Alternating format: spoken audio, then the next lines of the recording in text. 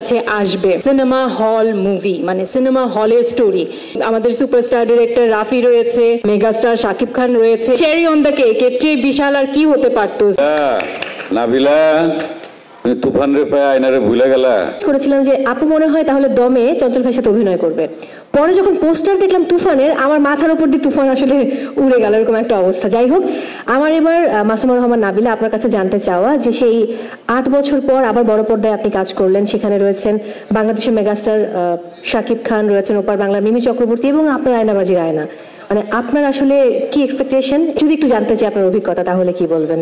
সবাইকে অনেক অনেক শুভেচ্ছা জানাচ্ছি। সবাইকে অনেকদিন পর একসঙ্গে পেয়ে, বিশেষ করে আমার অনেকদিন পর সবার সঙ্গে একসঙ্গে দেখা খুবই ভালো লাগছে। বউয়ের যে প্রশ্নটা ছিল, আমার আসলে সেই প্রশ্নের উত্তরে আমাদের ডিরেক্টর রাফি অনেকখানি উত্তরটা দিয়ে দিয়েছিল। এই আয়নাবাজির পর থেকে আসলে সবাই আমাকে একটা প্রশ্ন করতো, কবে একটা সিনেমা করবো, এবং আমি বরাবরই বলে আসছিলাম যে আমি আসলে খুব সিনেমা করতে চাই। এমনটা নয় যে আমি সিনেমা আমাকে দেখা যায়নি। আমার অপেক্ষাটা আসলে অনেক বেশি দীর্ঘ হয়ে গেছিল, কারণ আমি আসলে যেরকম সিনেমার সঙ্গে যুক্ত হতে আসলে আসছিল না, বা আমার কখনো মনোপুত হয়নি বা মনে হয়নি আমি এরকম একটা সিনেমার সঙ্গে যুক্ত হতে চাই। কাজে অপেক্ষাটা একটু বেশি দীর্ঘ হয়ে গিয়েছিল।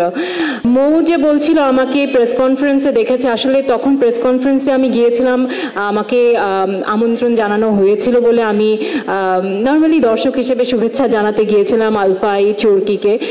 আমি তখনও জানতাম না যে এরকম কোনো কিছু আমার কাছে আসবে, এবং রাফি আমাকে বলে আপু একদিন আসো। করেছিলাম যে মনে হয় যেহেতু তুফানের অ্যানাউন্সমেন্ট হয়েছে, হয়তো এই প্রজেক্ট নিয়েই আমার সঙ্গে কথা বলবে। তো গল্প যখন আমি পুরো স্ক্রিপ্টটা পড়ি, পুরো স্ক্রিপ্ট পড়ে আমার কাছে জাস্ট আমি পুরো ভিজুয়ালাইজ করে ফেলেছিলাম পুরো ফিল্মটা, যে it's like a cinema hall movie, মানে সিনেমা হলের স্টোরি। মানে আপনি পুরো এটা বড় পর্দায় না, মানে বড় পর্দায় দেখার জন্য একটা যে মজাদার বিষয়টা আছে সেটা এই স্ক্রিপ্টে, এই গল্পে রয়েছে। কাজে আমি যতক্ষণ পড়ছিলাম আমি ফিল্মটা দেখতে পাচ্ছিলাম, এবং আমি রাফিকে বলেছি যে ব্রিলিয়েন্ট। রাফি আমাকে বলেছে যে আদনান আদিব খান লিখেছেন, তো আমার খুবই ভালো লেগেছে। আর সেই সঙ্গে রাফি আমাকে একটা কথা বলেছিল যে তোমাকে সবসময় যেভাবে দর্শক দেখে আসা, আমি আসলে তোমাকে সেভাবে প্রেজেন্ট করতে চাই না, এবং আমি নিজের জন্য তাই চাচ্ছিলাম। কারণ আমাকে নিয়ে সবারই একটা খুব স্টেরিওটিপিক্যাল ধারণা আছে, বা কোনো একটা পার্টিকুলার লুকে সবসময় আমাকে সবাই দেখে থাকে। তো আমিও চাচ্ছিলাম যে সেই জায়গাটা ভাঙতে। তো থ্যাংক ইউ রাফি আমাকে ওভাবে প্রেজেন্ট করবার জন্য। I am very happy.